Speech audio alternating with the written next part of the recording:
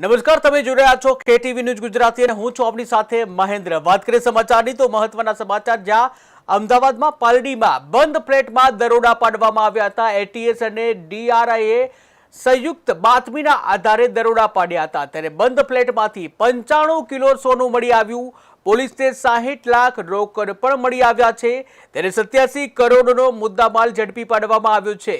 જ્યાં ડબ્બા ટ્રેડિંગથી સોનું અને રોકડા કમાયું, ત્યારે મુદ્દામાલનું કનેક્શન મુંબઈ સુધી લંબાયું છે। અમદાવાદમાં 95 કિલો જેટલું સોનું ઝડપાયું છે। અમદાવાદ પારડી વિસ્તારનો ચકચારી મચાવતો આ કિસ્સો સામે આવ્યો છે।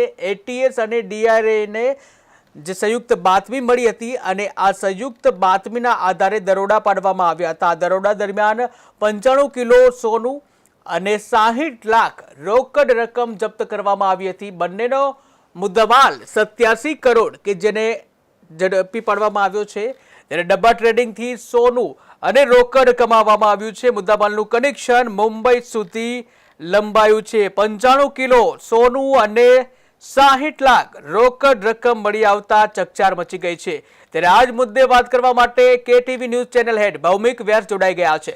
જે ભૌમિક, વાત કરવામાં આવે, અમદાવાદમાં ATS અને DRI ને સંયુક્ત બાતમી મળી હતી, દરોડા પાડવામાં આવ્યા હતા, તેમાં 95 કિલો સોનું, 60 લાખ જેટલો રોકડ મળી આવી છે। શું છે વધુ વિગત?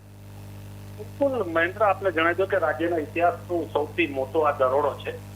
ગુજરાત ATS અને DRI ને છેલ્લા અનેક દિવસથી એક બાતમી હતી કે પાલડીમાં એક જે ફ્લેટ બંધ છે ત્યાં દરરોજ લોકોની અવર જવર રહેતી હતી બેગોને લઈને, અને તેને લઈને DRI ત્યાં ચોક્કસ રીતના પોતાની વોચ ગોઠવી હતી। અને આખરે બાતમીના આધારે જ્યારે બંધ ફ્લેટ હતો, જે ફ્લેટની ચાવી એક વકીલ પાસે હતી, તેની ઉપર દરોડો પાડ્યો તો ફ્લેટની અંદરથી 95.5 કિલો સોનું અને તમામ સોનાની લગડીઓ કહેવાય છે કે ઇમ્પોર્ટેડ છે અને 60 લાખ રૂપિયા રોકડ મળી આવ્યા છે।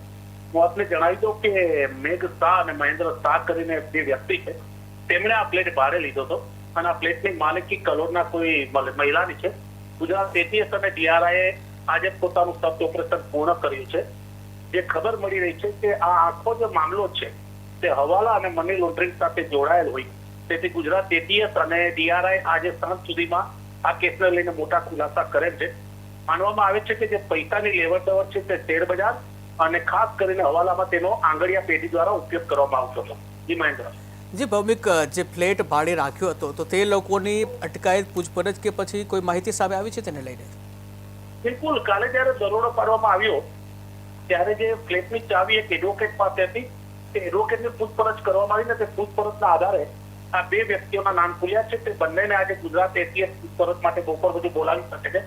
આપને જણાવી દો કે આ કેસમાં લગભગ મોટા માથાઓની સંડોવણી સામે આવે તેવી શક્યતા છે, અનેક લોકોની ધરપકડ થાય, પણ અત્યારે ATS અને DRI જે સેન્ટ્રલ એજન્સી છે તે તપાસમાં લાગી છે કે આ જથ્થો ક્યાંથી આવ્યો, કેટલા સમય પહેલા આવ્યો અને આનો ઉપયોગ ક્યાં કરવાનો હતો। કારણ કે જે સોનાની લગડીઓ મળી છે તે સાઉથ આફ્રિકા અને યુરોપ કન્ટ્રીની છે, એટલે કે તેની ઉપર માર્કા લાગેલા છે।